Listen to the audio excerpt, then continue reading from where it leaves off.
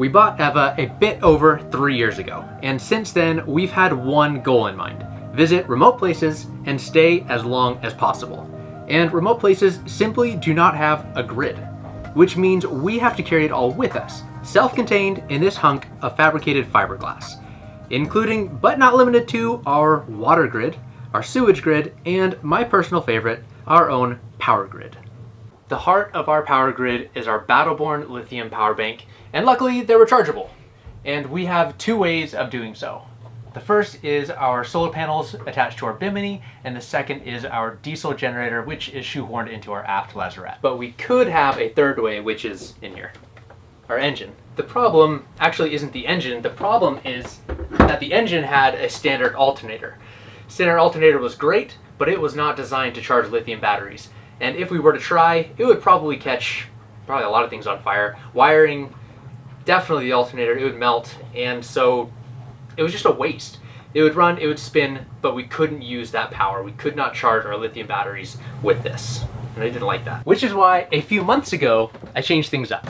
And now that we've done another lap around the Bahamas, a couple thousand miles across the Atlantic, it's time to jump back in time, show you what I did, how I did it, and how it went. Boat work with Brett style. I'm hopeful that this project is going to be a quick project.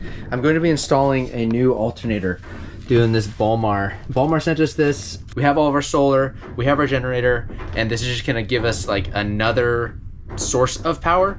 We do run our engine occasionally, right? On and off anchor. We've been doing that less, but on off anchor, and then, you know, if there's bad weather or no weather or whatever, we run the engine. And right now, our current alternator, I'm actually not even sure what size alternator the stock one is. I want to say it's like maybe an 80 amp alternator, which is pretty good. But this is a 250 amp alternator, that's a lot. So there's gonna be some serious wiring going on and kind of some setup, but hopefully it goes quick, and that's my project. Just got everything unpacked. So here's all the stuff we got to deal with. Massive alternator. Jeez, that's heavy. Wiring, new pulleys, battery monitor. Haven't decided if I'm gonna end up using that or not, just because we have the Victron extra regulator. Jade's listening to Jane Austen while doing arts and crafts. She is cutting out mounting templates for our instruments. We're gonna have a depth sounder this year. That'll be nice. That actually might be more scary. To know how close we are to the bottom. We'll go to all the same places we went to last year and be like, we anchored here? We're crazy. We're crazy. Jade's doing instruments, but I need to have the companionway steps open. So she had to decide inside or outside, and she vanished. Chose outside. Penny, you should go outside too.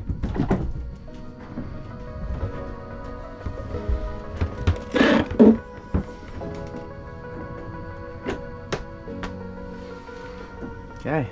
And here's where I'll be for the next while. This episode is sponsored by AG1. AG1 is a daily foundational nutrition supplement that supports whole body health. Instead of focusing on just one area of the body, foundational nutrition supplements raise baseline health, supporting your whole body, brain, and gut. Since drinking AG1, my biggest benefit or change that I have seen has definitely been with my gut health. Probably because that's where I was needing the most support. The prebiotics, probiotics, and plant-based enzymes help support digestion regularity and overall gut health. I am always recommending AG1 to my friends and family as a way to support their health goals, and they are gonna hook you guys up with a special offer if you go to drinkag1.com/Expedition Evans. You'll get a free 1-year supply of D3 plus K2, an important fat-soluble vitamin, and 5 free travel packs with your first order. So go check it out, and thank you again, AG1, for sponsoring our channel.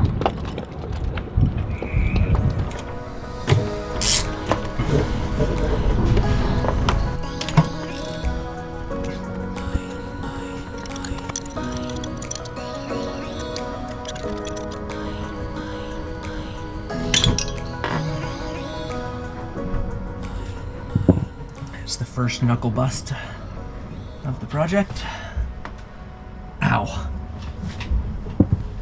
Aha! I can totally get it. I just have to stand on the kitchen counter.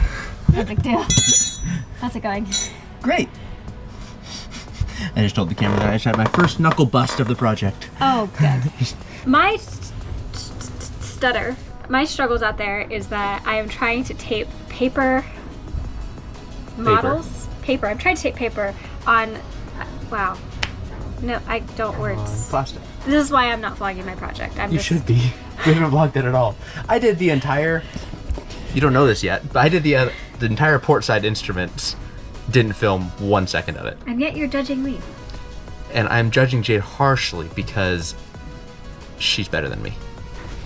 But as you can tell, I can't communicate my feelings well today. So I'm not vlogging. But I was going to tell you that I'm trying to tape. I'm done. I'm trying to tape paper on to see where I should cut out the holes and everything. And it's just so windy that it's difficult. Back to you. Back to Brett with the engine.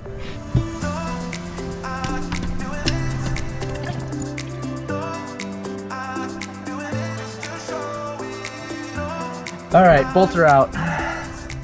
Got the belt off. I'm just gonna get the alternator off the rest of the way and get it unplugged. So far, so good. And all this mess we should be done with all this mess because we're no longer running a V-belt. V-belts are just dirty.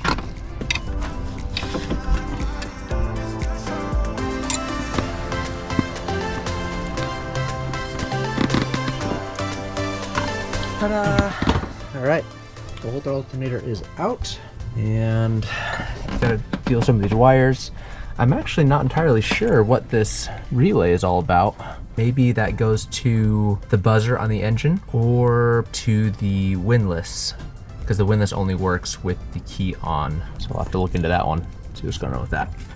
Certainly look the same size. So, need to move this spacer over onto here, and as you can see, we're going from a V-belt to a serpentine belt. So that's where we have new pulleys there we gotta swap. Oh, I should have taken off that pulley. That's a bummer. I should have taken this, I should have undone this with the belt still attached. Whoops. Oh well, that'll make it more challenging. But looks like the bolts are gonna line up and wiring connections are in the same place. Good, cool. I was just making sure this is the V-belt to serpentine belt instructions, so I was just making sure I did it all right. Gotta put on some dissimilar metal corrosion eliminator. What? I was just like leaning on the steps. Oh, I got closed and broke my leg off? Yeah, it's hydraulics. So as soon as it closed like an inch more, it was gonna smash Brett's legs. But then I realized. Thanks for and realizing. I saved you. You're welcome.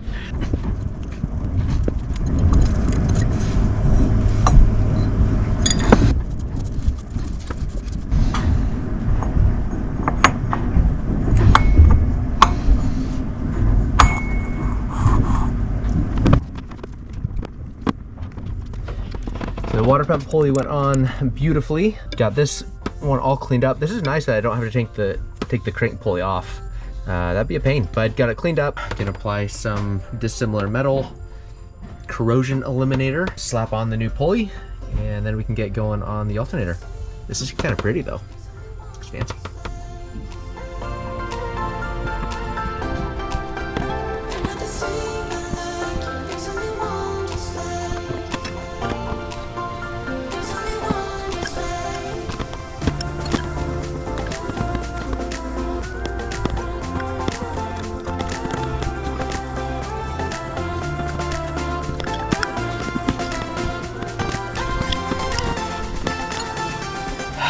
Okay, both the pulleys are on. I'll have to tighten them. I got them as tight as I can. They both want to spin, so I'll have to wait until the serpentine belt is all the way installed. Now we got to deal with the alternator. I just spent so long looking at this picture and trying to figure out where all of these wires go until I found this guy and realized that I have misplaced this manual.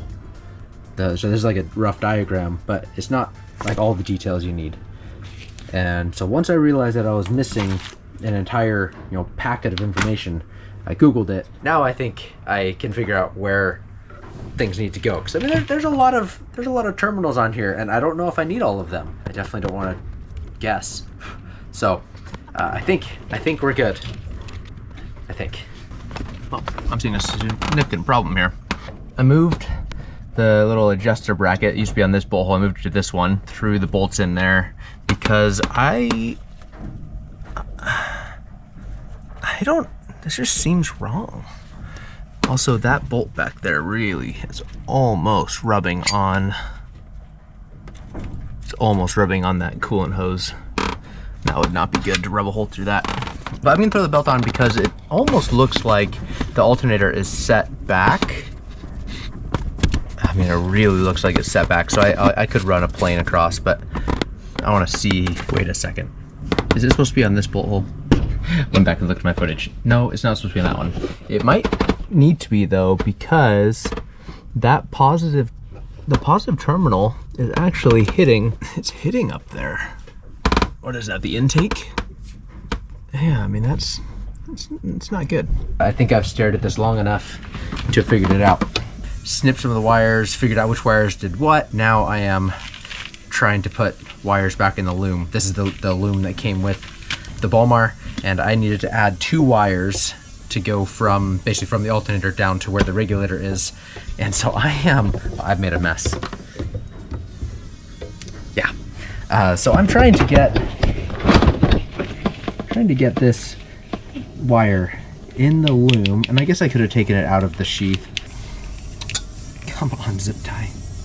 I think I have all of the small wiring done, all of these guys. I haven't done the big cable yet. That's gonna be like my last thing before test, but I went to mount this, and I kind of had the suspicion before, so I grabbed just a flat piece of metal. This is by no means is this like a straight edge, but should give you a pretty good idea. So when I match these two, it's flush all along here and here. But when I come this way to the alternator, I mean, I'm like ½ an inch off. This needs to come out to there. Have to find some washers or something to get that spacing right. I'm really surprised with the kit that either, hi Dingo, hi buddy, it didn't come with the right size, because I realize it's a universal kit, but it didn't come with a way to space it, washers or shims or anything like that. Maybe I missed something.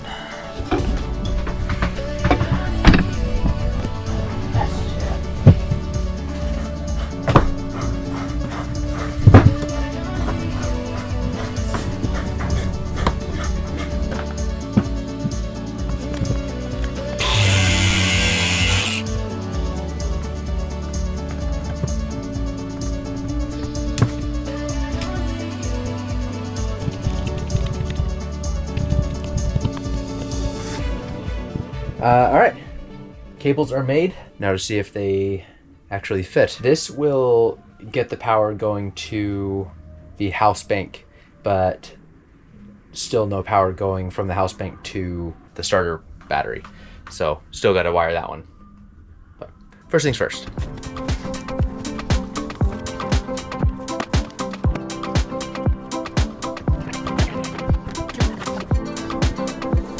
Do you feel thumped?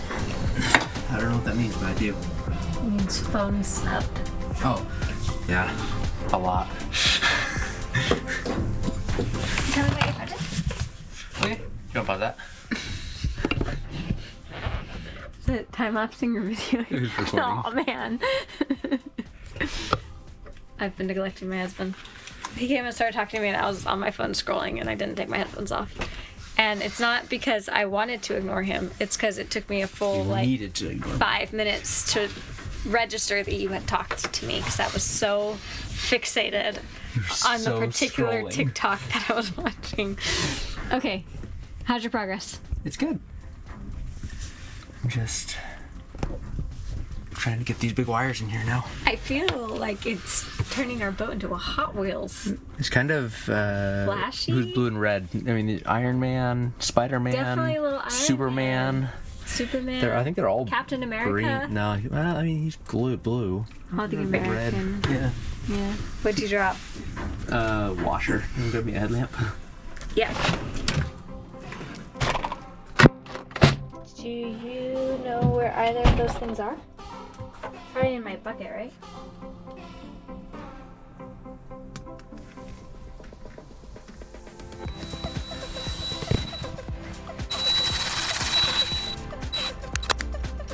Pliers. Leatherman.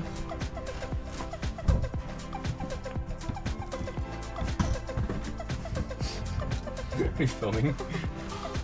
Just trying to help you with your vlog. Oh, thank you. It's amazing. Getting all these artistic angles. See? It's camera work. This isn't gonna work. Are you filming you? No. Just drilling the step in on this one. You gotta have to crimp any terminal. This is... I thought this would go a lot faster than it did. But we got the belt on. And all of the wiring on this side is now done. See our massive negative cable here. It's case ground. Positive cable's way back in there. They both come down. I got this all finished up. I think I'm just gonna mount this like right there on the casing. Next is to connect these guys. So these are gonna go right here. They'll go into that distributor and get fused. And then we can do a little bit of testing to see if we got it right.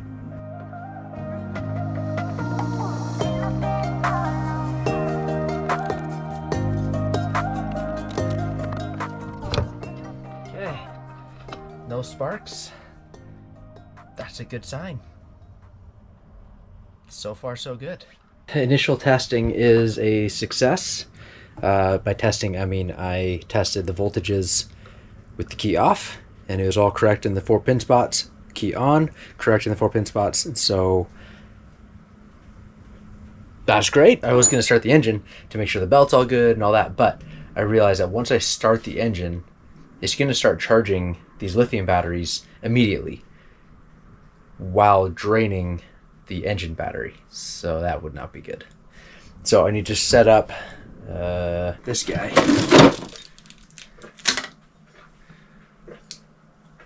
The Digital Duo programmable battery combiner. Set up this guy so I can charge the house battery. Set up this guy so I can charge the engine battery from the house batteries. It's really small though. I might need to get either another one or maybe just like a straight DC to DC, because I think this can only put out like 30 amps, which that's fine for the engine. That'll charge the engine, but the way it's set up is that our original alternator also charged the bow thruster battery, and the engine battery did the windlass as well. So that's a lot of power. I mean, if we're bow thrustering around, that could be a problem. What if I just put the windlass coming off the house bank? I'll have to look into that one. That seems like that would make sense. Once again, it's time to clean up my mess, but ignore the mess in here. But you can see now we got this is the little Digital Duo thing. This will charge the house battery, I guess. I have it set so it will always be on. Basically, I just have it pulling off of the positive bus bar. And so it's basically gonna always be looking to charge. I think what's the parameters? I think if the house bank is above 13, then it will try to charge. I'm pretty sure that's how it's programmed. I wonder if I can tell it to always try and charge. But anyways, I am going to clean up some more, kind of put some of the tools away, because I think I'm pretty much done with tools now, and program, because I need to program the regulator, tell it that I have lithium batteries. I don't know if I'm gonna do the battery monitor, and it comes with another shunt and a little display. I really don't care to have another display. I mean, it has a NEMA 2000 plug, which is great. So does the Victron. Well, good morning. It is a new day. Obviously, the sun is out. I slept a little bit last night. I decided not to run the engine and test it while I was kind of half sleep deprived and, you know, everyone's sleeping. That's a grinder or a sander. Jade's working on instruments. Once Penny finishes eating, I will go start the engine. maybe I'll have Jade start the engine and we'll see if it works. I think I said something incorrect, actually. I was thinking back to what I said about how things are wired. So right now, we have an engine start battery, a generator start battery, and a bow thruster battery. So we have those 3 AGM batteries in addition to our house bank. Generator start battery is charged all by the generator. That one's all by itself.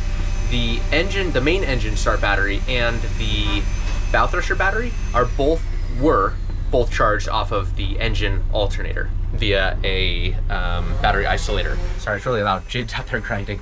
Right now, the way I have it set up is so that there's still the battery isolator, but the DC to DC charger from Balmar powers that isolator, and so then it splits from there and goes to the engine start battery and the bow thruster battery. I don't know if that's going to be enough. I know I can get just a dedicated DC charger, which I think I might just like get one real quick on Amazon or something. Get a Victron one or something, just so that I can power the bow thruster battery by itself. I know that Balmar DC can handle the engine start battery because that's what it's made to do. But I don't, my fear is that if I use the bow thruster very much, the Balmar DC charger has a shut off that basically, if it's pulling too many amps for too long, I think it's over, if it's trying to pull more than 30 amps to charge the batteries, it'll turn itself off and kind of wait for a minute and then try again. And so I don't know, but my fear is that if would it work? I don't know. We'll try it. So today I'm going to start things up, and we'll make sure the house bank is charging, and then we'll see how it does. I'll run I'll run the bow thruster and see if all the voltages stay acceptable, and decide if I need to overnight parts from Japan. I did turn the generator on because we were out of water, so I needed to make water so we could get ready for the day. So right now I have the house bank being charged off the generator, but it's also getting solar. I just want to show you this. Pretty awesome. So right now we have 247 amps going into the batteries. 450 of those are from solar, and then we got generator doing that, and then also some AC loads. Pretty good. That's a lot of power going into those batteries. Jade has been working away at making this little plate because it didn't really work with our old instruments to just put them in. So she made a kind of an adapter plate to cover up some of the old holes. Yeah, I'm still finishing it. That looks great though. But I think it's gonna look good. That looks super good. Yeah, so you're just gonna kind of soften the edges. Yeah, exactly. Nice. Well done. Thank you. That looks super good. Do you actually think so? Yeah, I do. It's not quite flat on the top. I'm waiting to refine that with some sanding, but I think it'll be good. Yeah, that looks super pro. Thanks. Okay. Good job. Thank you. Oh, I should have mentioned, on this right here, it said the batteries are at 100%, but they're at 100% at like 13.5 volts, which obviously they're not at 100%. When I did the rewire and everything, a lot of the settings got reset on the shunt, and so it doesn't actually know where 100% is yet. So I'm gonna take it all the way to 100%, and then that will be 100%, and then it goes down from there. So whatever. I figured somebody would notice that and be like, wait, that's not 100%. Moment of truth time. So generator's off. I'm gonna have you go start it. Is the stop button all plugged in? Yes. So you can turn it off. Okay. Well, I wasn't sure which side's positive and negative. Do you think it matters? It doesn't, right? Because all it is doing is connecting. I think it's probably like a positive and positive. Right. They're or a different negative, color cords, wires, but it probably doesn't matter. okay. As But long if as it that does, doesn't- you can swap them. True. Or I can stop it in here if I need to. Okay. Okay. Don't blow up. You either. I'm farther away from the engine.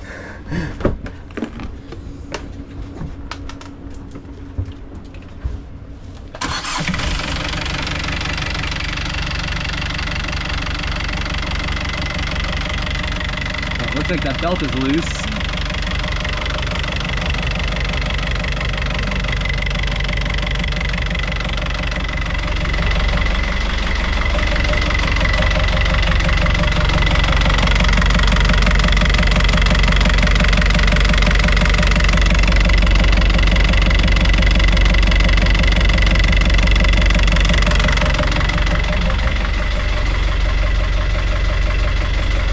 give it a little bit of power.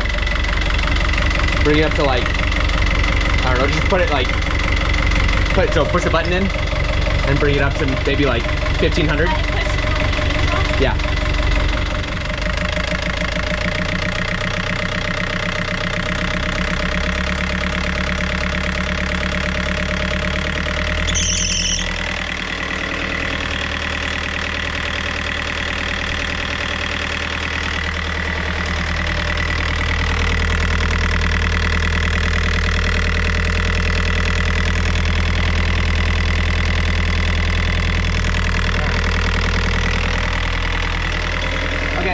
You can bring it back and kill it.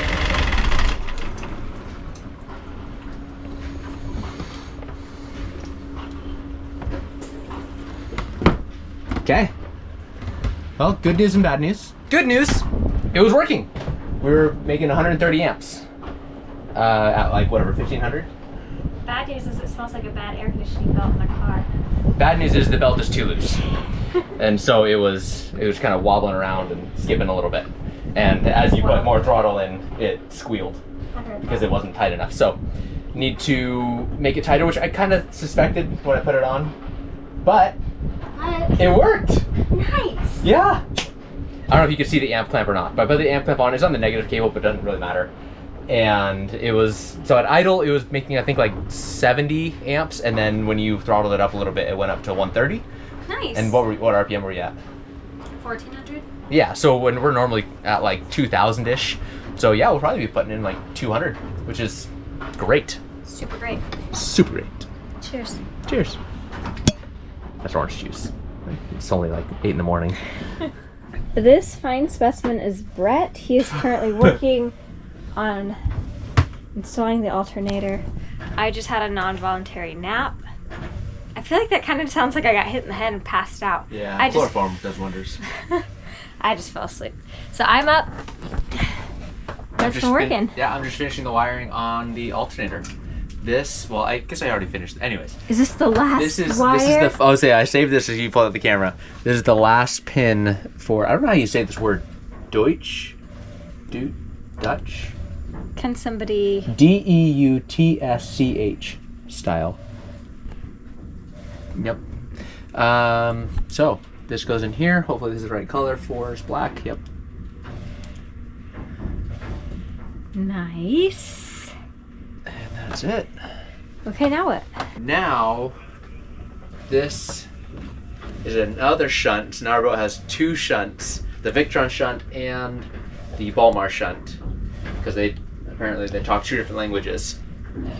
But the reason I did it is because I want to be able to control the alternator remotely, not having to use a little magnet thing. So with this, it should let us be able to use an app on our phone.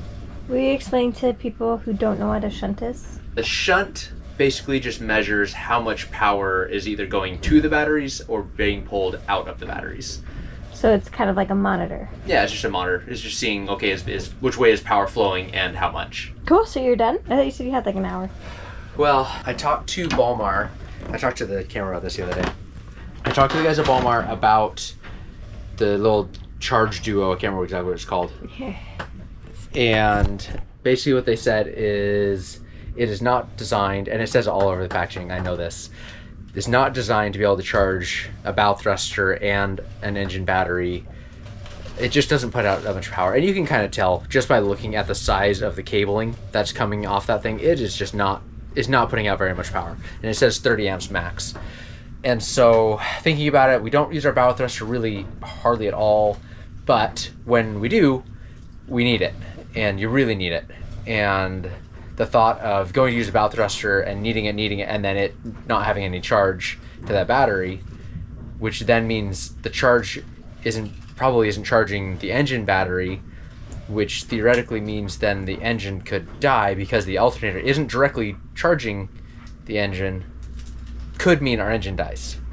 So eliminated that by getting another, I just got a Victron DC-DC charger, and so I'll just connect the cable directly to the positive bus, and then closer to the bow thruster battery I will put this DC-DC charger.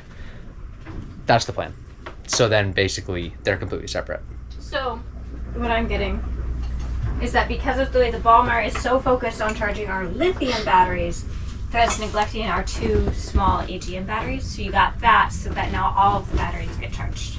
Basically, yeah. So the alternator is going to charge the house bank.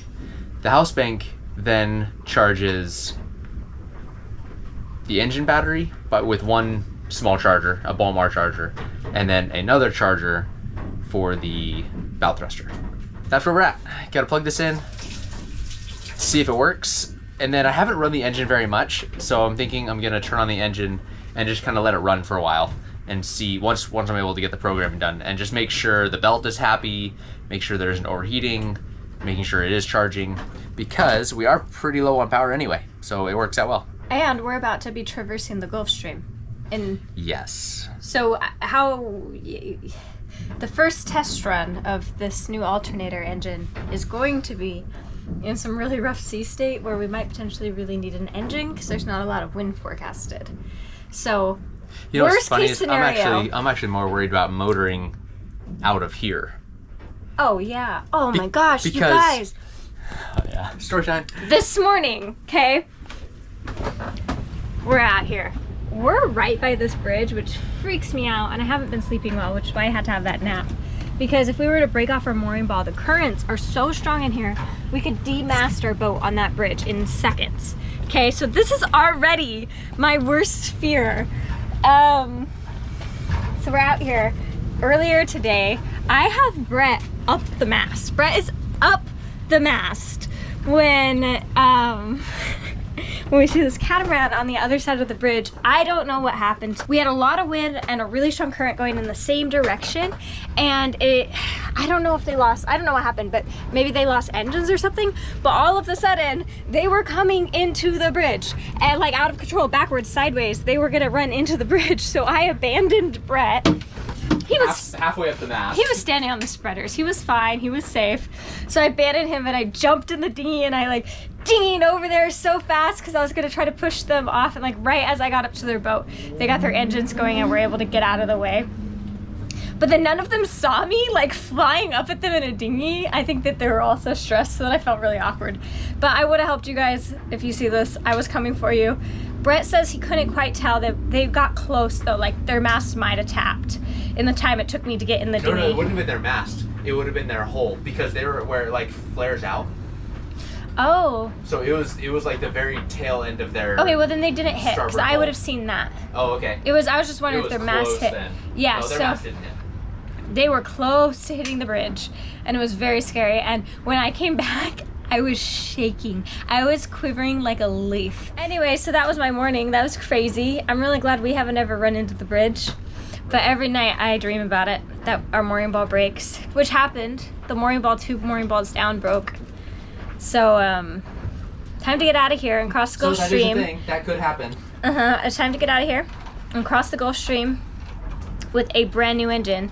And it's a brand new engine. A brand new alternator. And it's time to use that brand new untested alternator in very narrow, heavily boat trafficked, strong currented / bridged areas. Let's do it. Let's do it. That's the moral of the story. That's a big deal. That's a big deal. And we're close to land. We're close to a lot of houses. We're close to a lot of other boats. We're close to a lot of bridges. We're close to a lot of things that can break our boat.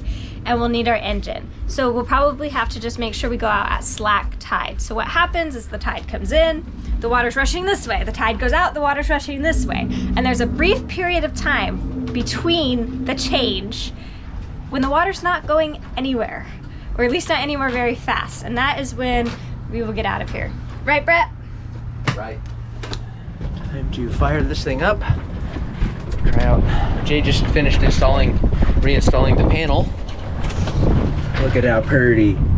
Doesn't have the sticker on it anymore, but luckily I know what does what. This starts it, I think.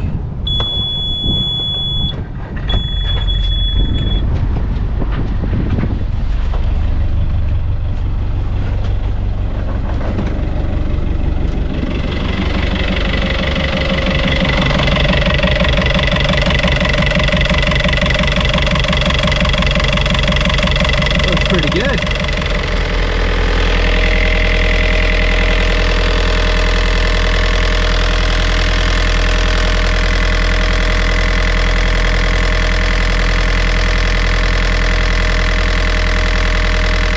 Okay, good news and bad news. Good news.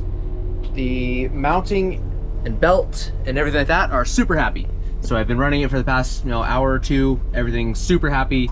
The mount is super happy. Everything's good there.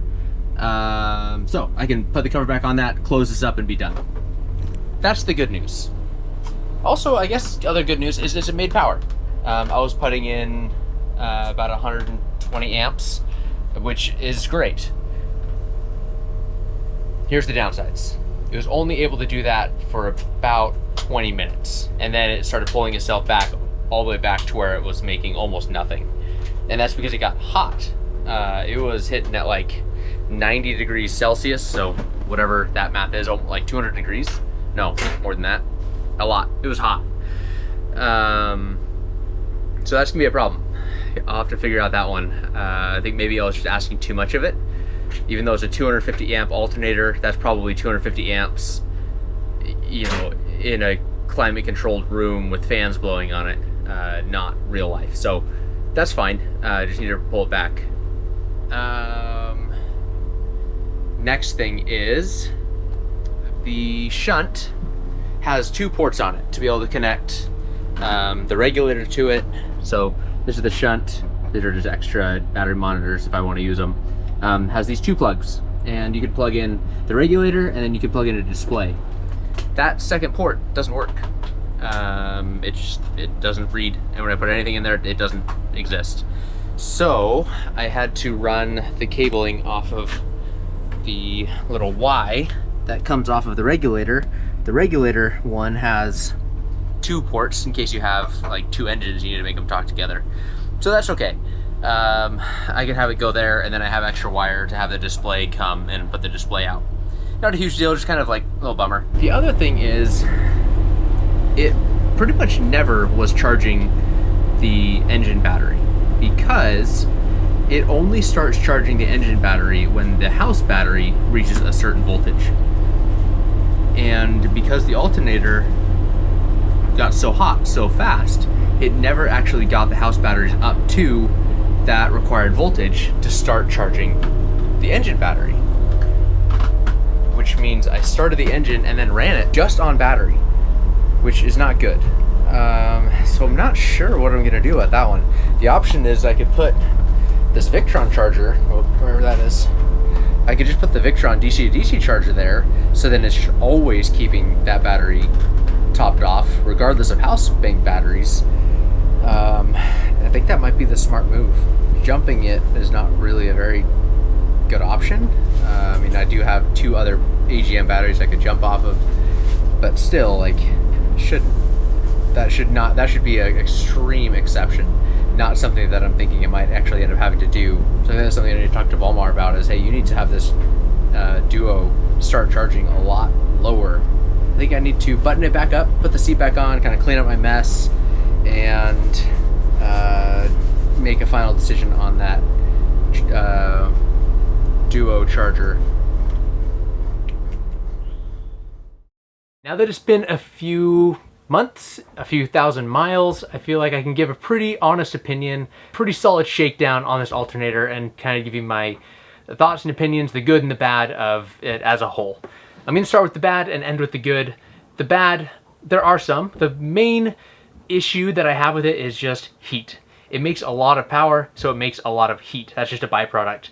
And I've tried everything to mitigate it.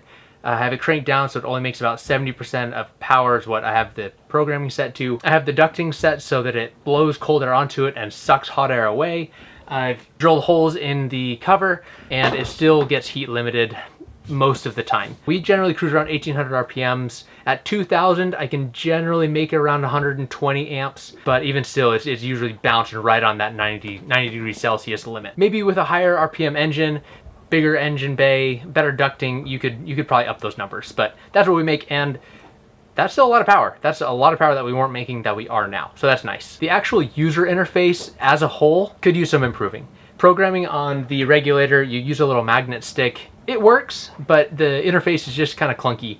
Same goes with the app. There's a Bluetooth module and a display that you can use, and both of those are just kind of clunky. The Bluetooth crashes often. The display works about 50% of the time. It needs some updating is where I would say about that. It works, but not the most reliably. The DC to DC duo charger is pretty much exactly as I expected. It's not sized big enough to really be doing charging on the starter battery. It's really just there to kind of trickle charge it and keep it maintained, and that did cause issues one time for us. The battery voltage light and buzzer were going off for about 30 minutes until it finally got enough power into that battery to turn those off. Kind of frustrating, not a huge deal, but again, I'm surprised that that is their solution for that. I feel like it should be bigger. Let's talk about the good. It makes power. It makes a lot of power. It's putting in, like I said, at least 100 amps, if not more, constantly anytime we're running the engine, whether that's on anchor, motoring, if we're actually motoring, for an hour, 2 hours, 3 hours. Like when we had to motor across the Atlantic and we ran for almost a whole day, we were topped off, full batteries, air conditioning running, everything, because the batteries were just full, and that was cool. That was actually cool to be able to have.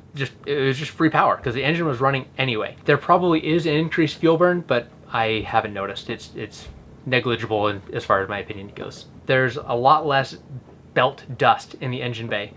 All this dust inside of here is actually left over from the V-belt. I just never cleaned it out. So that's really nice. It keeps everything cleaner. Since the install, about a week after the install, we motored, we got all the settings set, did some tweaking. I tried making more power, less power, tried to get everything sorted out. And since then, I really haven't had to do anything. It just works, and it's been months, and so that's a huge plus, is that it's just worked. It just feels like free power. I think that's the biggest pro, the biggest good list, is it's just free because the engine's running anyways. Would I do it again? I would definitely do the alternator again. I don't know that I'd do this setup exactly the same. My biggest concern is what happens if that belt breaks. I know it's a serpentine belt, so it actually is way less likely to break than a V-belt. And if the V-belt were to have broken on the older alternator, it would cause more issues than if this one dies, because now our starter battery is actually getting charged off of our house bank. So there's actually more redundancy even in this system, but even still, just for my peace of mind so I could sleep better at night, I think I would do a second alternator. I would keep the stock alternator in its stock location, maybe even with the V-belt, and add on the ball mar. I know that's kind of how they used to do it, and there's probably a good reason for that. Maybe I'm just kind of old school in that logic. Though now I'm looking at my engine, it would be kind of tough to do. I'd have to move my fuel filter. That's really the only thing that I have. So would I do it again? Yes. Do I think I would do some things different? Meh, maybe. I still may get an adjuster bracket so that I can make sure I keep tension on that alternator at all times. It hasn't slipped, it hasn't caused any issues, but that is something that's one of those little nags in my head of that really isn't holding it as securely as I'd like. But in the end, it works. It's great. Check it out. If you liked this series, if you liked this video, give it a like, give it a subscribe, leave a comment. Let me know what you think. Only if it's good. I don't want a whole lot of bad comments. So we have another project coming up in the next video. That one will feature a little more Jade. So if you want a little more boat work with Jade, stick around for that one. And it's the instrument. I ended up eventually filming the instrument install. Yeah, we finally filmed the instrument. So you got a tiny bitty sneak peek of that in this video of Jay doing an instrument install. And so we do more instrument install in the next video. Anyways, thank you guys. Appreciate you. Subscribe. See you later. See you what? See you later.